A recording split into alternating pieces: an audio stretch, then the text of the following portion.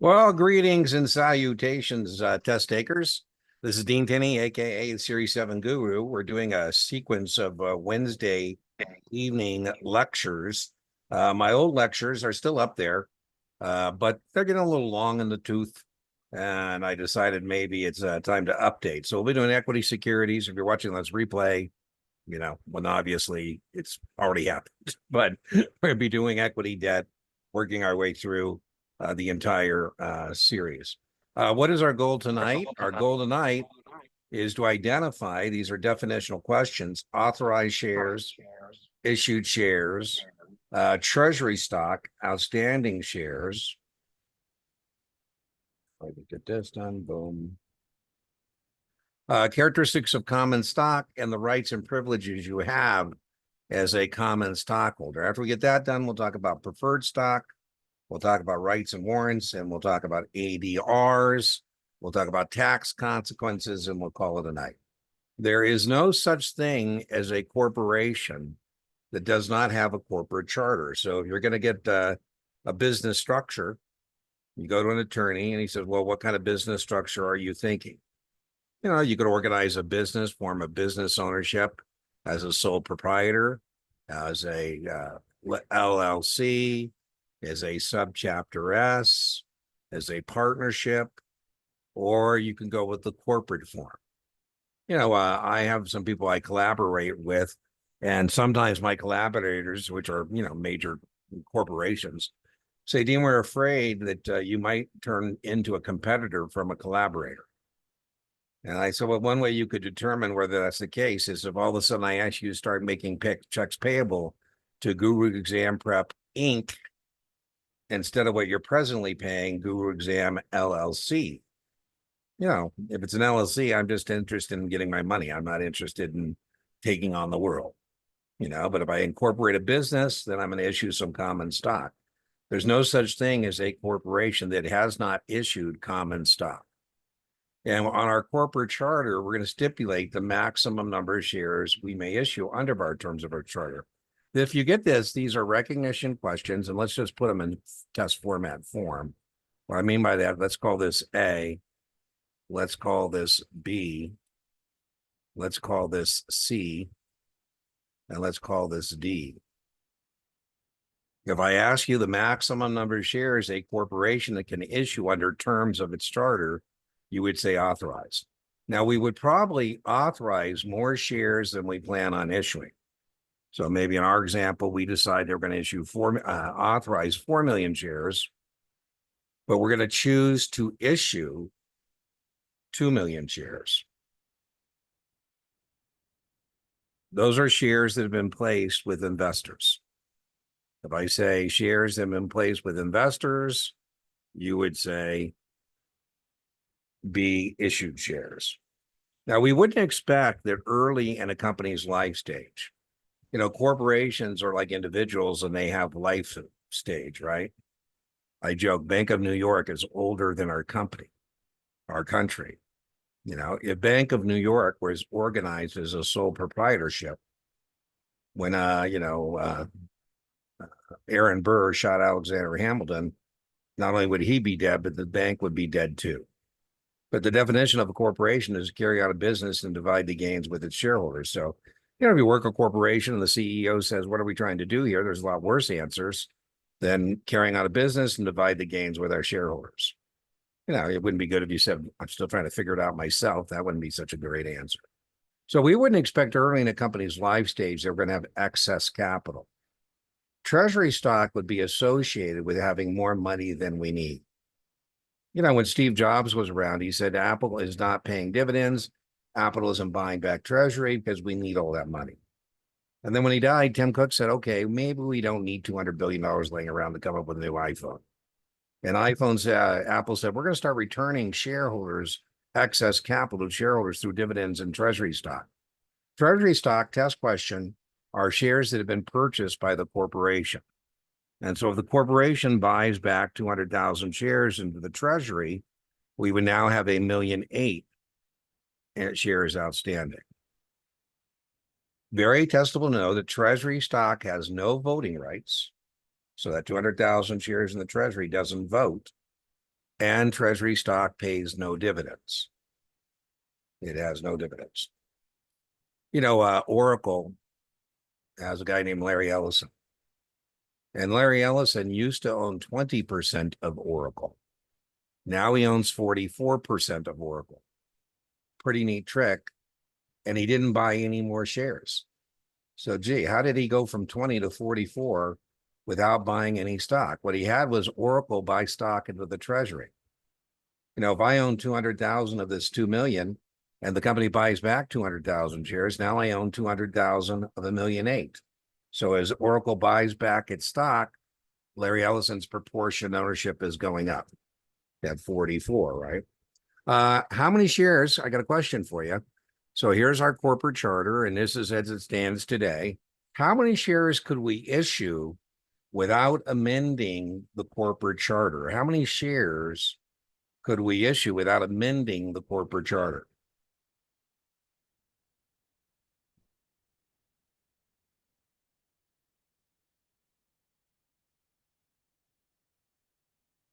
Well, Rule 144 is a different thing. Rule 144 is about how you sell, how you turn unregistered securities into registered securities, and would be about volume limitations of Larry Ellison. It's certainly testable. That's not what we're discussing now. Just to answer the question, and my example, Larry Ellison, he has some stock he bought in the secondary market. He has some stock he got directly from Oracle. And so if Larry wants to sell the stock because he's an officer, he's a director, and he's a principal stockholder, he's all those, he would have to file Form 144. That form is good for 90 days. And Larry could sell up to 1% of the outstanding shares of Oracle, or the average of the last 4 weeks trading volume, whichever is greater. That's very testable. It's just not what we're discussing now. My question is, how many shares could we issue here without amending the corporate charter? 2,200,000. The 200,000 of the shares that are in a retirement can come out of retirement. So we could reissue the Treasury stock, and we have 2 million shares that are authorized but on issue. So we have 200 shares. In fact, authorized but on issue.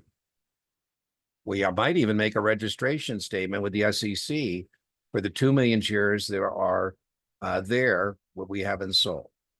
We might want to do a shelf registration. Tell the SEC, hey, we got these 2 million shares that we haven't issued.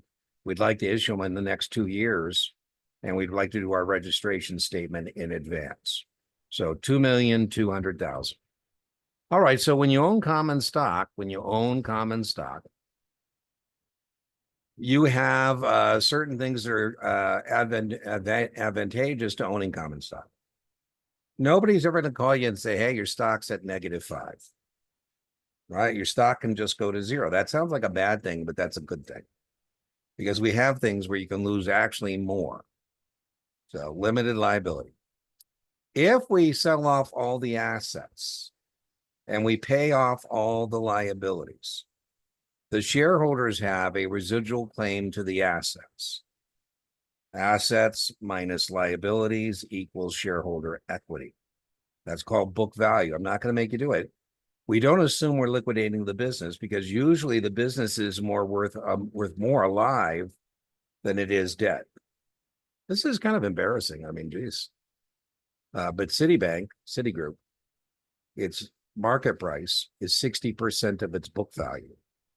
Wow. Citigroup is worth more dead than it is alive. So it's worth more theoretically liquidating than it is to, run the business. I told you, nobody's going to do that, because Citigroup is worth more as an ongoing business than it is to liquidate. Very testable. You have a freely transferable interest. And again, that's not true of other things. So common stock, particularly if it trades, if it's a public stock, and it trades on one of the 2 major market centers, New York Stock Exchange or NASDAQ, oh my goodness, that's really liquid. I always bring up, Steve Ballmer. He wanted to buy the Clippers, and there were a lot of other billionaires circling, and he decided he was going to come up with what he called his knockout bid. So he sold $2 billion worth of Microsoft stock and, bought the Clippers. And then he said, well, Oprah could probably come up with a couple billion, so could David Geffen, but it wouldn't take them T+1. Remember, anytime you want, you could sell your stock, trade date +1 is settlement. That's when that money would be available, right? So anybody know something that does not have a freely transferable interest? Test question.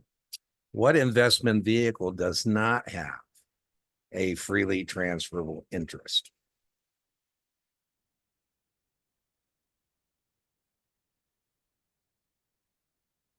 Very testable. Partnerships.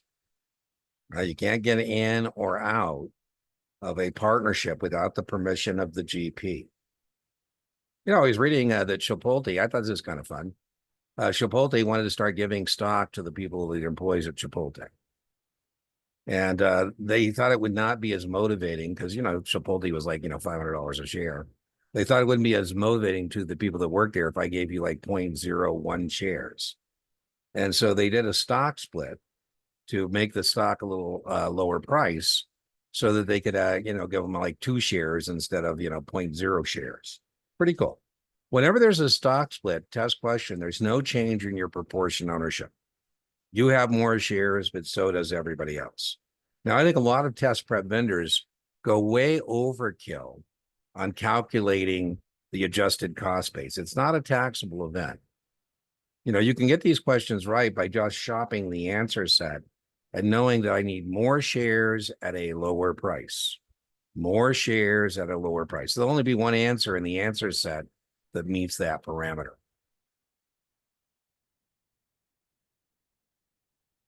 Rights of a common stockholder.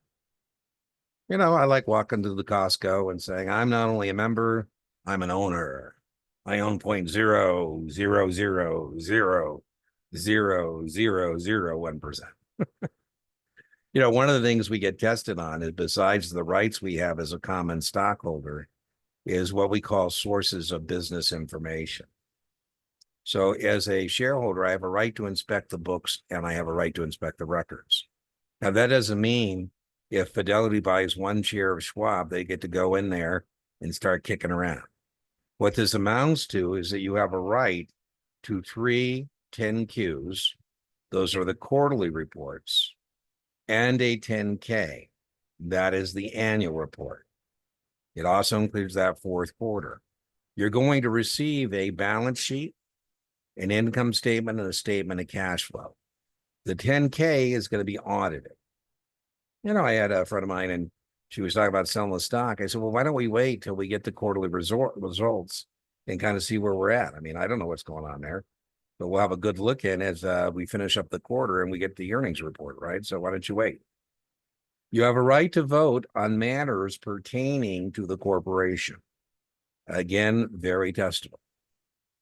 Prior to 1934, 33 and 34 were companion pieces of legislation.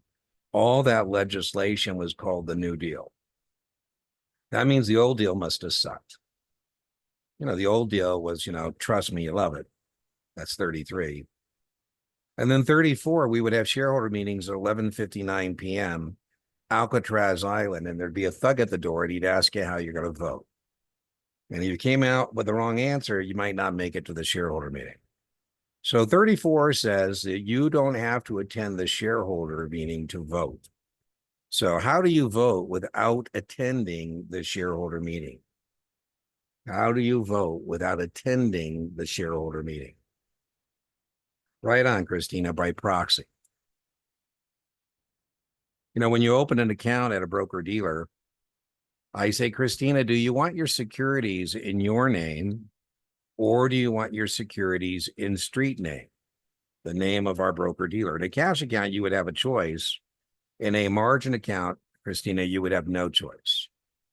And because, you're pledging your securities. And that means, Christina, that a lot of the proxy material isn't going to the customer, right? Because it's going to the broker-dealer. Because when the issuer looks at their shareholder list, it looks like, Merrill Lynch owns all that stock, or Fidelity owns all that stock, or Schwab. No. Those are Schwab and Fidelity and Merrill Lynch customers that have securities in street name. Can the broker-dealer charge customers to forward their proxy material to them. Can the broker-dealer charge to forward proxy material to the customers?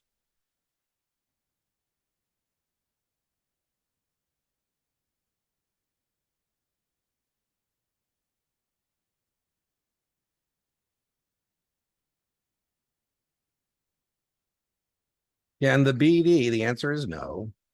Can the BD charge the issuer to forward that proxy material? Absolutely. So broker-dealers can't charge customers to forward their proxy material. Now, in our corporate charter, we're going to stipulate whether we have statutory or cumulative voting. Statutory or cumulative voting. I think statutory is kind of boring. I'm coming to you from the state of Arizona. And that's statutory voting. If there are 10 propositions, I get to vote on each of those propositions, each prop, yes, no, yes, no, yes, no, yes, no. Boring. Wouldn't it be more fun if it was cumulative voting? That means if there were 10 propositions on the ballot, I have 10 votes and I can spend them in any fashion I'd like. That's a lot more fun.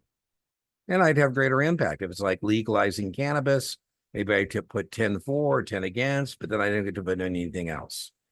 Or maybe 5 on cannabis, 5 on lottery, whatever the case may be. Here, if I own 100 shares and we're voting on 3 board seats and we're using statutory voting, all I get to do is vote 100 yes, no, 100 yes, no, 100 yes, no. Cumulative voting is more often the test question.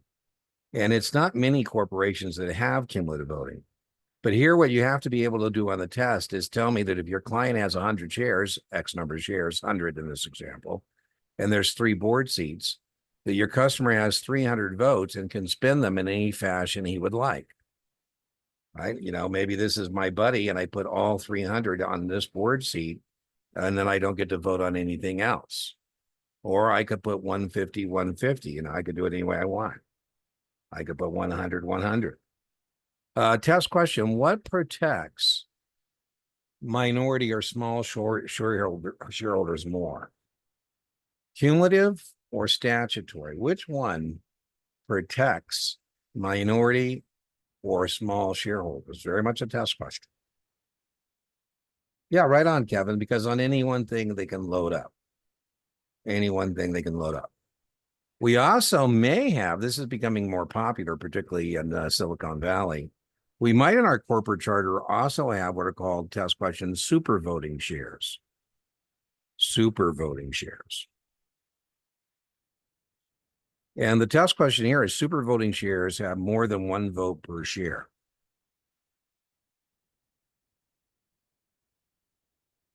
The first corporation that had supervoting shares was the Ford Motor Company. And when the Ford Motor Company went public in 1956, they created supervoting shares for the Ford family. The Ford family has what's called Ford Motor Class B shares. It has 10 votes per share. The rest of us have Ford Motor Class A shares. We only get 1 vote per share. So, even though the Ford family doesn't control a lot of the equity, the common stock, they still control 35% of the vote because of those Class B shares. This is typical in like Alphabet, for example. Larry and Sergey, the founders, have supervoting shares. Zuckerberg and Facebook has supervoting shares. I joke Elon's a little upset. And the reason Elon was upset is he showed up after the corporate charter for Tesla was already in place, and he does not have supervoting shares.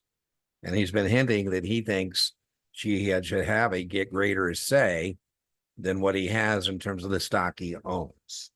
All right, so what he's basically asking for is some supervoting shares, Yeah, we'll see what happens. We'll see what happens.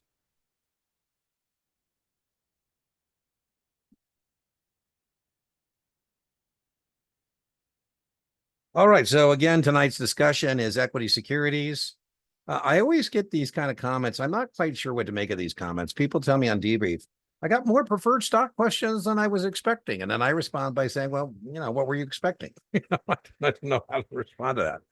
So we're going to talk about preferred stock. We have preferential treatment in two areas. Dividends. You can't pay a dividend to your common stockholders if you're in arrears to your preferred stockholders. Then we're going to talk about rights and warrants. Very testable, know how to contrast them. And then we're going to talk about non-U.S. market securities. We're going to talk about ADRs. So that's kind of our learning objective. So characteristics of preferred stock: preference to the common stock in both liquidation and dividends. Preferred stock test question has no voting rights. Wow. In 2010, we had a financial crisis. And boy, it was pretty damn scary. And Berkshire Hathaway, led by Warren Buffett, reached out to Bank of America and said to Brian Moynihan, CEO, I think this is hilarious, right? A cold call was a cold call from Warren Buffett to Brian Moynihan. And, his receptionist said, hey, there's this guy on the phone named Buffett. He goes, you mean Buffett? Yeah, put him through. He says, hey, Brian, Warren here. Are you familiar with a private investment in a public entity, or a private investment in public equity, perhaps public entity in this case? He said, well, yeah, as a matter of fact, I am. I was at the subsidiary of the bank, and the days before I was, CEO and chairman of the board, I actually ran the broker dealer. So I have a 7, I have a 24. So yeah, I know what that is. He goes, well, we would like to propose that Bank of America issue 50 million shares of 6% preferred stock. Could you use a $5 billion equity investment? And Brian says, well, yeah, that sounds pretty interesting. He says, listen, Warren, that's 6%. We would like to be able at some point to call that and replace it with lower cost debt. We would like to be able to call it in 5 years at 105. They're negotiating this transaction. Both of them say they don't need investment bankers to do it.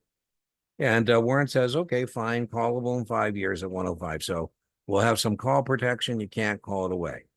By the way, 6% on 50 million shares. Remember, par is 100. That's very testable. That's $5 billion that is being invested into the corporation. And on the balance sheet, you would see 50 million shares, Bank of America, 6% preferred, callable in 5 years at 105.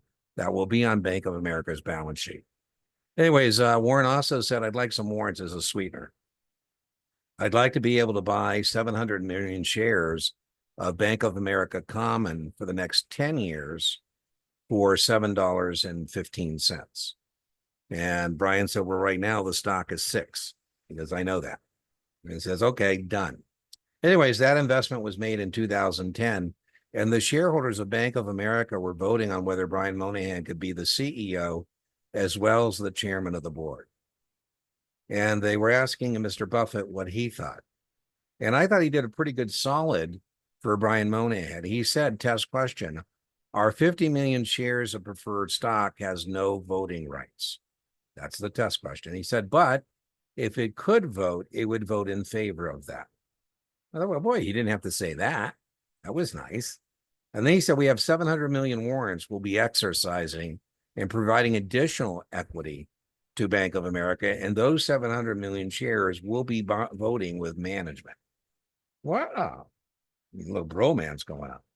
Now, here you can see that XYZ has decided to express this not as a percentage, but rather as a dollar amount. And they could do it either way. They could express it as a percentage or a dollar amount on their balance sheet. Now, if it's a dollar amount, that means it's a no par stock. And one thing we've got to be pretty proficient at is knowing that preferred stock has a par value of 100. And the reason that's so important is because we're going to have to be able to figure out how much that dividend is, right? So we can need to be rather quick at saying, okay, this is a $6 annual dividend. Dividends, if they're paid, are paid quarterly. So that'd be $1.50 quarterly. Dividend of one corporation paid to another is 50% tax excludable. So in this example, 6% on 50 million shares is 300 million. And so they'd only pay taxes on 150 million. It's called the dividend exclusion. A dividend of one corporation paid to another corporation is 50% tax excludable.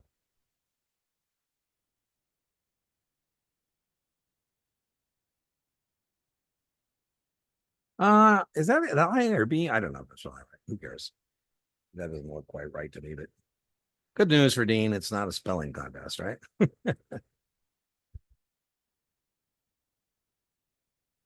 All right. So preferred stock. Preferred stock. We have various types of preferred stock. We have straight preferred stock. Straight preferred stock, or also known as non-cumulative, there is no arrears. There is no arrears. So if they miss a payment, they just try better next time.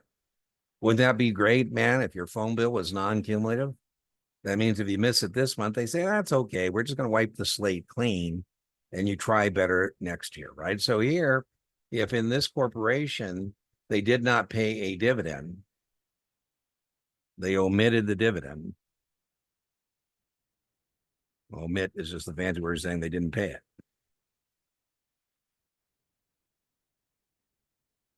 All they have to do to ask questions is pay this year. So you would tell me on the test that what they need to pay is $6, right? These will be practical application questions on your exam. I think it's more likely that you're going to see, instead of straight non-cumulative, I think it's more likely what you're going to see is cumulative. And so here's an example. Oh, my bad. Let's try it again. I didn't realize I had a fly-in slide for this. Boy, I'm so clever. So now I paid 3. Doesn't matter, by the way, if it's 3 or 0, doesn't matter, because all they got to take care of is the current dividend, right? We got to contrast that with cumulative preferred. If it's a cumulative preferred and it misses a dividend, it's got to be made up. It's got to get current before they can pay a dividend to common. Now, as I said, it's very important that you're not fumbling around with 5%. So you got to know that 5% is based on par, and you got to be able to tell me that that's $5. All right, so, all right, so let's see if I got a fly-in slide here. Boom, there we go. We paid 3, so now this is where most people mess up. If they paid me 3, I'll try and be clever here and fix this on the fly.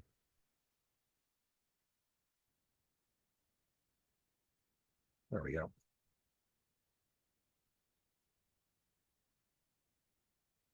They paid me 3, where most people below this is not knowing they have to take care of the current dividend as well. So they owed me 5, they paid me 3. So what I like to do, buffet, you don't have to do what Dean does, but I like to say, okay, they owe me $2 there. And then they got to take care of the current dividend, which is another $5. So they're going to owe me $7 to the preferred stockholders before they can pay a dividend to common. Again, very, very testable. Convertible preferred stock. Now, when we do debt securities, if you're joining us for next week, I will go over how to calculate parity and do all that kind of stuff. For right now, we just need to know that a convertible preferred stock allows you to switch your status from being a preferred stockholder into becoming a common stockholder. Kind of cool. And I can't stress this enough to you. When given the conversion price, you must establish the conversion ratio. You need to know how many shares you can get of the common if you switch your status. If you turn in your preferred stock and say, I want the common, you need to know how many shares you can do. Does anybody know, based on pre-study, how we do that?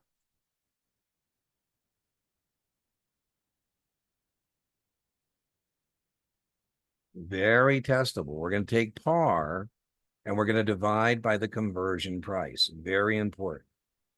And that means we can have 4 shares for every share of the preferred we own. So, boy, when you get the conversion price on the test, you got to go bastards. I don't need the conversion price. I need the conversion ratio. I need the conversion ratio. And I'll show you how to calculate parity, or you can put parity in the search bar on the channel and you can see 5, 6, 7, 8 examples of doing this. If you're taking the 7, you're taking the SIE or 65, I don't think you should be prepared to do a parity calculation. But if you are taking a 7, you can't be fumbling around with calculating parity. Maybe you have to do it twice. And we'll talk about it when we talk about convertible bonds. Preemptive rights, stock rights. So as you recall, in our example, we had authorized 4 million shares. We had issued 2 million shares. And we said early in our life stage, we wouldn't expect to have any treasury stock. Because dividends and treasury stock are associated with mature, stable corporations that are generating excess capital and therefore can return that excess capital to the shareholders as either a dividend or by buying stock into the treasury. And so we said we wouldn't expect to have treasury stocks. So that means we have 2 million shares outstanding. 2 million shares issued, less treasury, a 0, 2 million. And we said we own 200,000 shares. So I own 10% of that company. If that company goes to issue the other 2 million shares and I don't buy any, I'm going to owe 200,000 of 4 million. I'm going to get diluted from owning 10% of the company to 5% of the company. All of the existing owners have the right to maintain their proportionate ownership. And what that amounts to is they have the first right of refusal on the issuance of new shares. That's what the preemptive right is. The mechanism for that is a rights offering. So I call you up and I say, hey, Kevin, you know that company? You go, yeah, Dean, what's going on? I said, well, they're raising some additional equity financing. They're selling more common stock. And you say, well, gee, what's that got to do with me? I said, well, Kevin, you have the first right of refusal on the issuance of new shares. As many shares as you have, that's how many rights you have. 1 right per share. So if I have 200,000 shares, I have 200,000 rights. Very testable. Rights are short term. It makes sense because they need the equity financing and they need it quickly. You know, what you got to be able to do is contrast rights versus warrants. And warrants are longer term. To give you an incentive, I say, Kevin, if they can raise the money from the existing shareholders, they won't have to pay an investment banker. And so they're going to pass that savings on to you. And so they're going to be exercisable below the current market price at issuance. You know, if you've been doing your studying, they have intrinsic value. Pretty cool. And you say, hey, Dean, do I have to subscribe to the rights offering? I go, well, you don't have to if you don't want to. I said, but then that means the stock is going to be sold elsewhere and you're going to get diluted. And we said, test question, they're short-term exercisable. I say, no problem, Kevin, because there is a standby in place.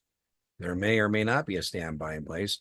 Standby underwriting is where a broker dealer, an investment banker, tells the issuer that whatever shares they don't sell to the existing shareholders, they will sell. And so that's a type of a firm commitment underwriting. And so I might say, yeah, Kevin, Goldman Sachs is standing by. And this is the way to make sure it's a type of firm commitment to make sure shares get distributed. The new shares, the other 2 million shares. That will make sure the shares get distributed, get sold. When we're talking about derivatives, whether we're talking about rights or warrants or options, I think a good way to remember what can happen to rights, warrants, or options are all considered derivative securities. And I think a good memory aid device is T. So Kevin says, Dean, what can I do with these rights? I said, well, Kevin, if you want, you can trade these rights to someone else. You know, maybe Kevin was in on the IPO. He bought 1,000 shares of the stock at 10. This was a microbrewery that was doing a $10 million underwriting, million shares at 10, to turn their microbrewery into a macrobrewery. And, Kevin buys 1,000 shares. And before they got the brewery online, they ran out of financing. Uh-oh. And so I call Kevin. I say, hey, Kevin, you know that IPO you bought? What's IPO stand for? It's probably overpriced. No, I'm joking. Instant profit opportunity. No, initial public offering. As you know, they're having difficulties. They need some more money. And what they're doing is a rights offering. They're coming back to the existing shareholders like yourself, Kevin, and asking you to kick in some more money. And right now the stock is at 5. You don't get to buy it at, less than 10. That's what you paid on the IPO. It's now 5. I say, and Kevin, they're going to let the existing shareholders buy new stock at 4. In theory, being able to buy the stock, Kevin, at 5 when the stock's at 4, in theory, that's worth $1. In reality, something's only worth what someone else is willing to pay. And you have 1,000 shares, and so you have 1,000 rights. It takes 2 rights to get an additional share. So, Kevin, if you want to subscribe, we'll take your 1,000 rights, divide by 2, 500 shares times 4. We'll send your rights and a check into the rights transfer agent, and you will have maintained your proportionate ownership. And you don't have to do that if you don't want to. This might be a good speculation for somebody who wants to see if this will work out.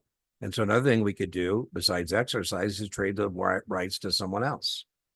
And Kevin, I would expect us to get at least 50 cents because that's the theoretical value. Being able to buy the stock at 4 once at 5, 2 rights, the rights are in theory worth 50 cents. Or at the end, if it makes no sense, if the stock tanks and goes below 4, we'll just let those rights expire. Now, as I said, we got to be able to contrast that with warrants. So I say, hey, Christina, have I got an opportunity for you today? I'm going to be offering units. Are you familiar with units? And she goes, no, what's a unit? I say, Christina, a unit is more than one security offered together.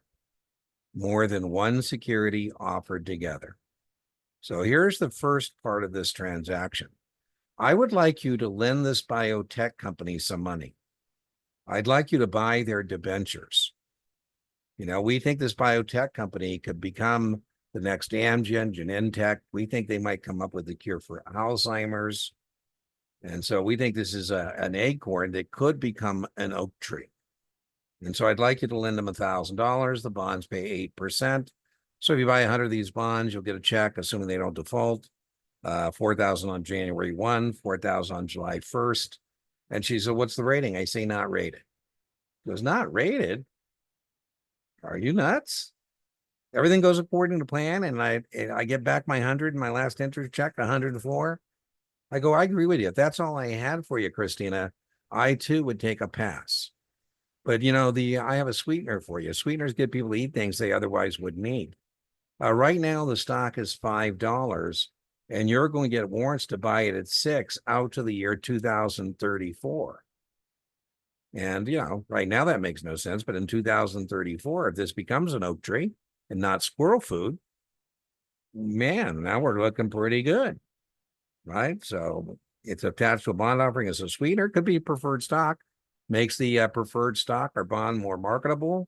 It lowers the rate they'd pay on the preferred stock. And what can Christina do with the warrants? You can trade them, exercise expired. I gave you an example where Bank of America issued 700 million warrants to Berkshire Hathaway in 2010 and said you can buy Bank of America for the next 10 years for $7.15. At the time, Bank of America was 6. Bank of America, when Bank of America in 2015, Berkshire Hathaway exercised the warrants. And at the time, Bank of America was $25. Woohoo! And so they got $700 million as a primary transaction from Bank of America, right? And those warrants were the sweetener. And by the way, Berkshire Hathaway said, we're not trading them. We're going to exercise them. They're within their rights. And then Berkshire Hathaway went and bought another 300 million shares in the secondary market. Any questions on rights and warrants and how they're different? Very decimal. Rights versus or any key connections as it relates to Eastern. You're again off the reservation a little, Kevin. Eastern and Western refer to, that will be our lecture on underwriting. We are not discussing underwriting, but Eastern are known as undivided syndicates and Western are known as divided syndicates. And that refers to municipal underwritings. If you put that into the channel search bar, all kinds of things will come up on both those types of syndicates. So that has nothing to do with rights and warrants because we're not underwriting. You're getting these rights or warrants directly from the issuer. There is no underwriter involved in receiving rights. In my microbrewery example, Kevin, there's no underwriters involved there unless it's a standby. That standby would be used in the rights offering.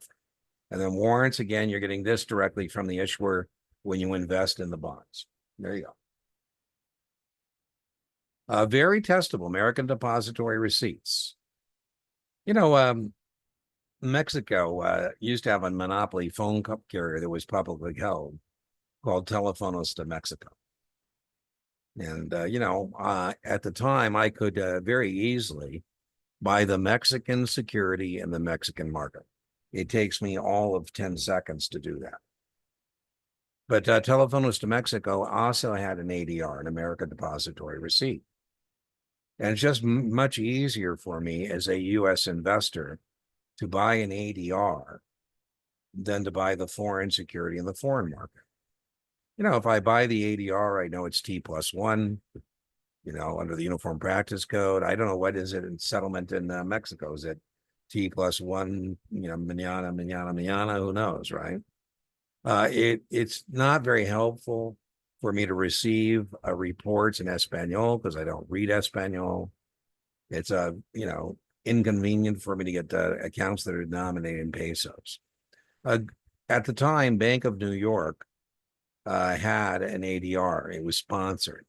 Sponsored means that Telefonos de Mexico is paying Bank of New York. And what I would be buying is in the Mexico City branch of Bank of New York.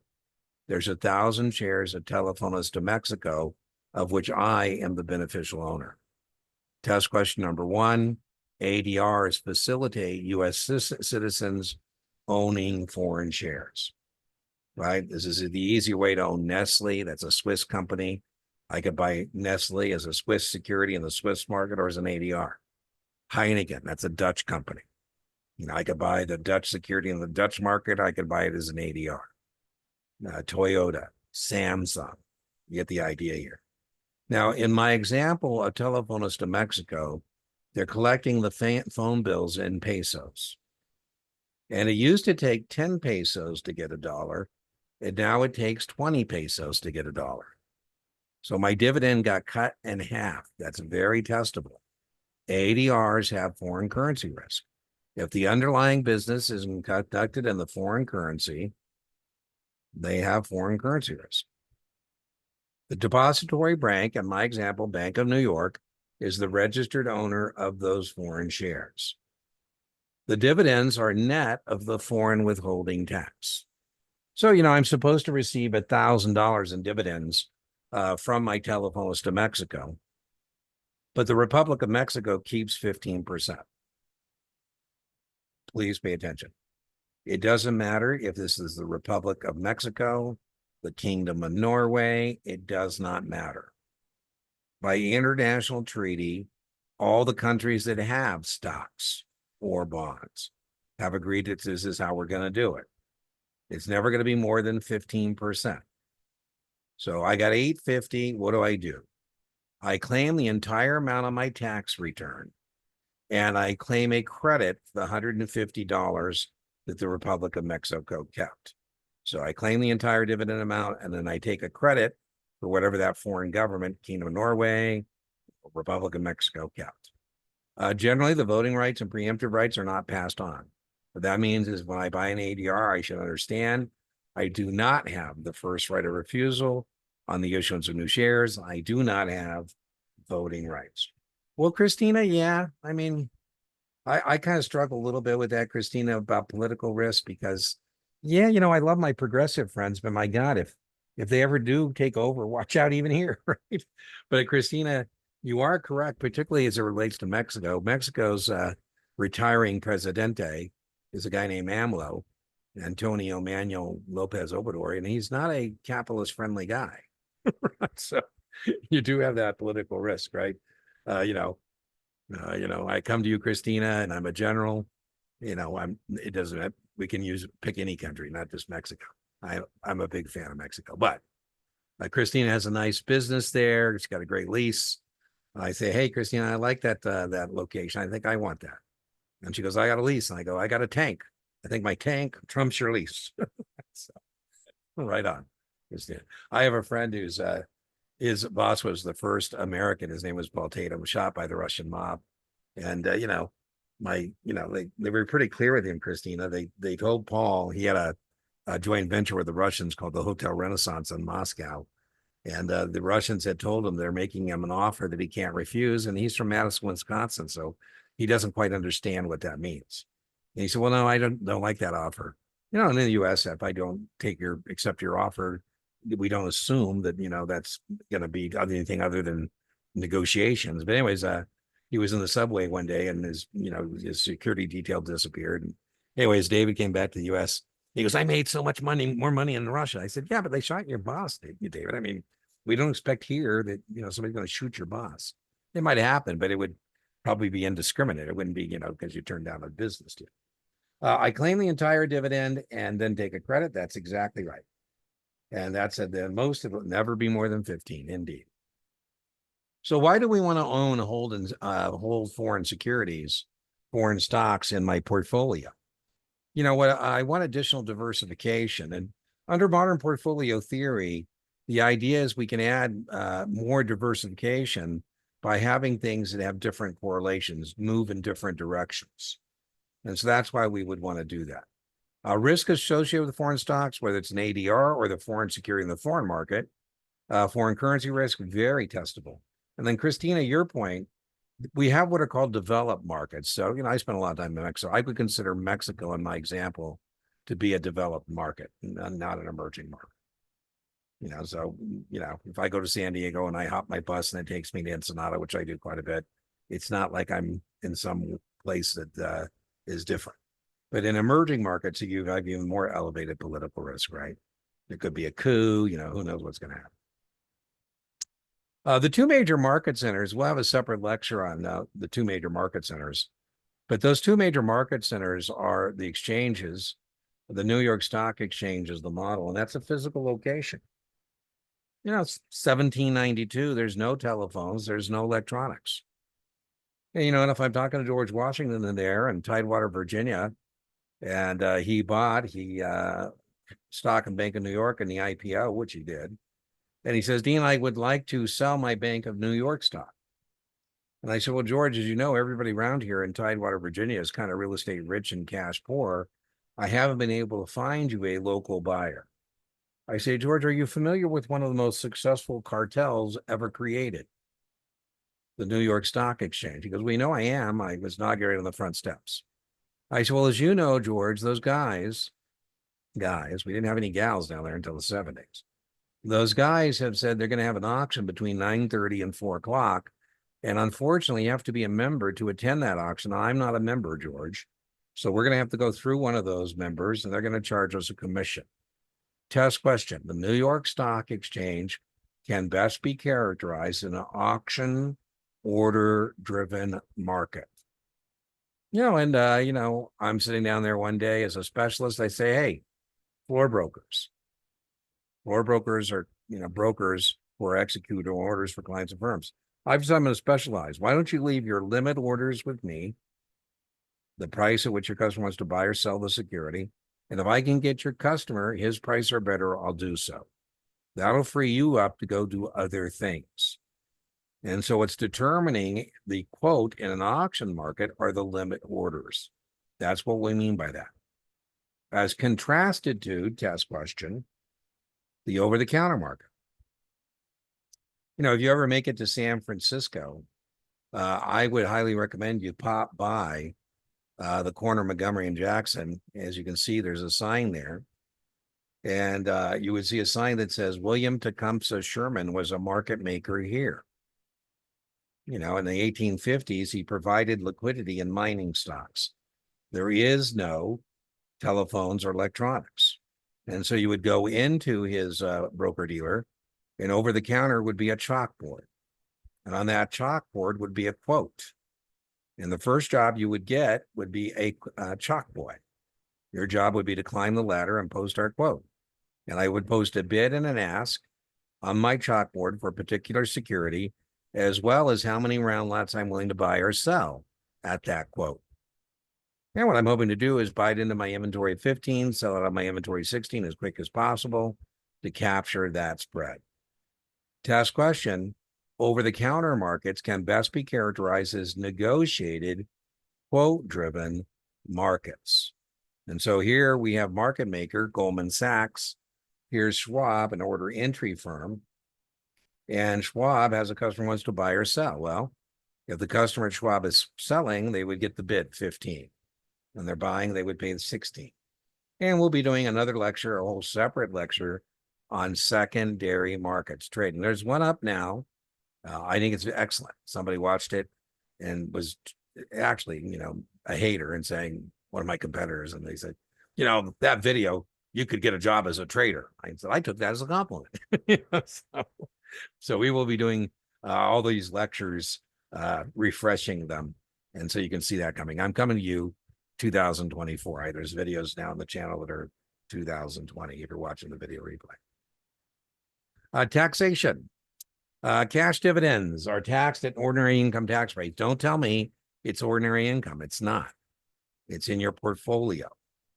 Now, if you own the stock 60 to 90 days before the record date, who cares? What I mean is we don't care about the 60 or 90 days as it relates to the test. But if you do, it's the dividends you receive are taxed at long-term rates. The only test question is a qualified dividend is taxed at a lower rate than a non-qualified dividend.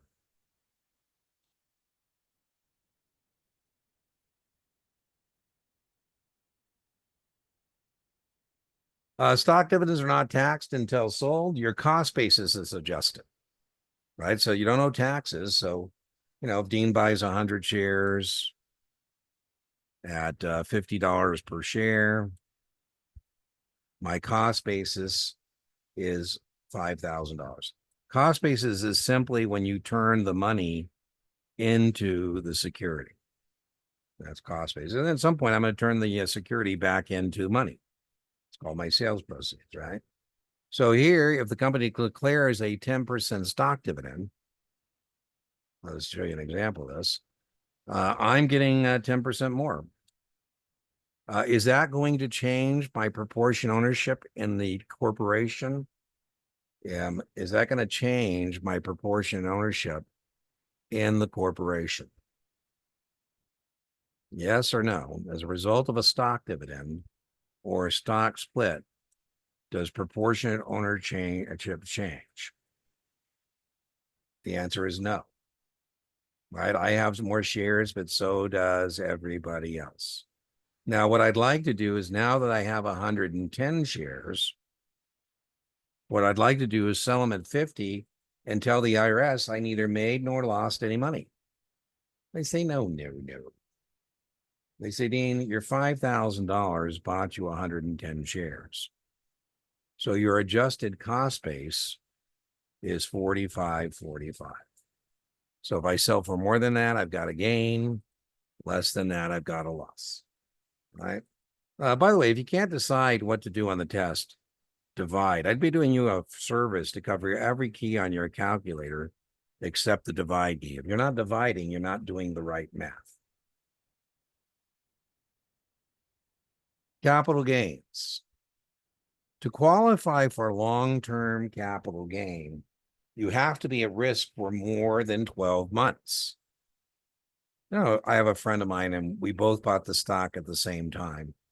And then she called me and she said she sold. And she said, what about you, Dean? Are you going to turn the stock back into money?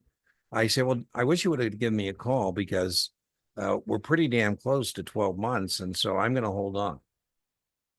I'm going to hold on until I get past the 12 months so I can qualify for a long-term capital gain. A short-term gain, and she's pretty blessed financially, that's going to be taxed at an ordinary income tax rate. Woof. You know, I have 3 baskets of income that I report on. 3 baskets on my tax return.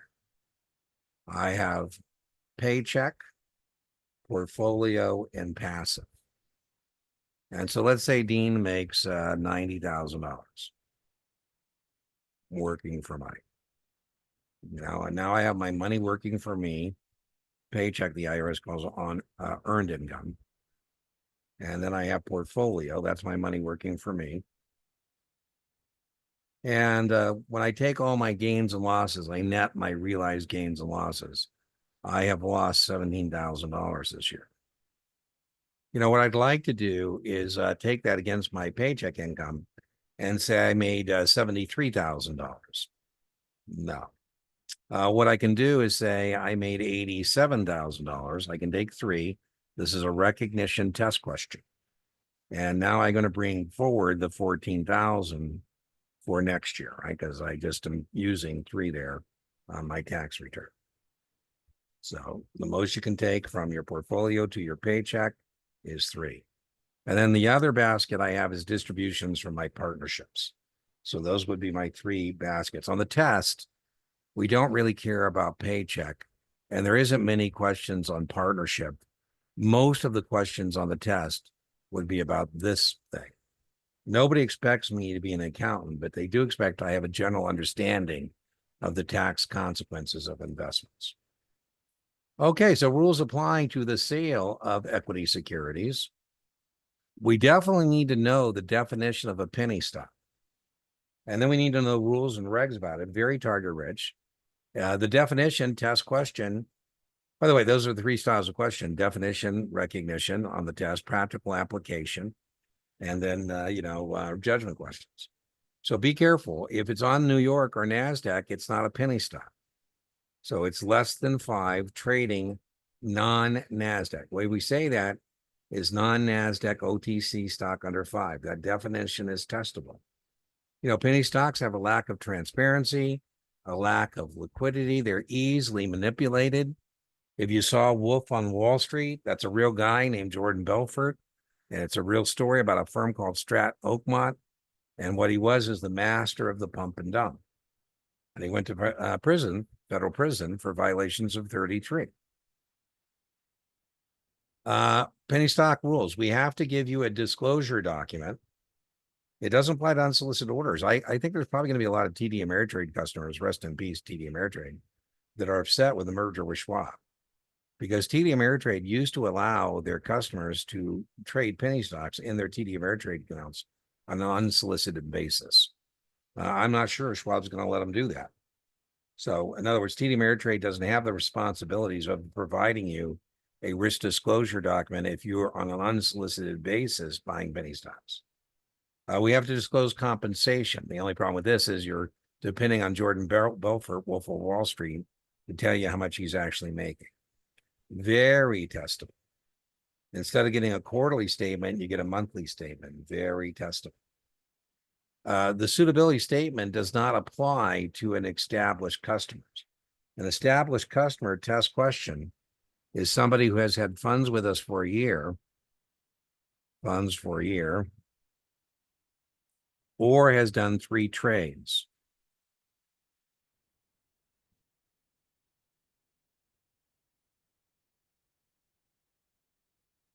In that case, they're an established customer, and I don't have to give them the suitability disclosure document and give the suitability statement. Basically, the suitability statement is saying you understand you're buying speculative, low-price securities. Now, there is a difference between a policy and a rule. A policy is for the guidance of wise men and women. A rule is for the blind obedience of fools. So we can charge somebody more than 5%, but we better have some good reasons. And there are good reasons and bad reasons. Like, how about you're the last trade of the broker month and we got to make it up on someone? No. How about you're particularly high maintenance, so we got to charge you 200%? No. It amounts to every broker dealer has to have a normal pattern to their charges. a normal pattern to their charges. And if they depart from their normal pattern, they've got to have a good reason. Like, okay, you're buying a foreign security in a foreign market, or you're buying one share and I have $100 minimum commission. Very testable. It doesn't apply to the primary market. It doesn't apply to new issues. In a prospectus on the front page, I tell you what is the spread. I tell you, for example, we're selling the stock at 10, the issuer is receiving 9.20. Okay, so that concludes this evening's lecture. I'm calling this lecture 1 of 2.